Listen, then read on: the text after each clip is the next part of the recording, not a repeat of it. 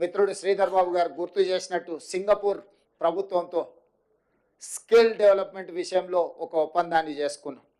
ITE, information technology ఎడ్యుకేషన్కి సంబంధించి సింగపూర్లో 10th చదువుకున్న తర్వాత పిల్లలందరికీ కూడా సాంకేతిక నైపుణ్యాన్ని అందించడం ద్వారా ప్రపంచంతోనే పోటీ పడే నిష్ణాతులను సింగపూర్ సంస్థ తయారు చేస్తుంది.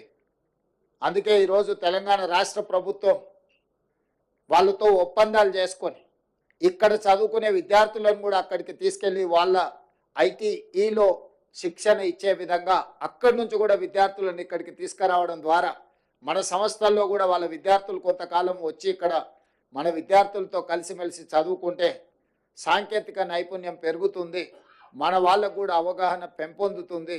తద్వారా ఎంతో లక్షలాది మంది ఈ తెలంగాణ రాష్ట్రంలో సాంకేతిక నైపుణ్యం లేక నిరుద్యోగులుగా ఉన్నారో వాళ్ళందరికీ ఉద్యోగ ఉపాధి అవకాశాలు కల్పించడానికి సింగపూర్ రాష్ట్ర ప్రభుత్వ ఆధ్వర్యంలో నడుస్తున్న ఐటీతో కూడా తెలంగాణ రాష్ట్ర ప్రభుత్వం ఒప్పందాలు చేసుకోవడం జరిగింది.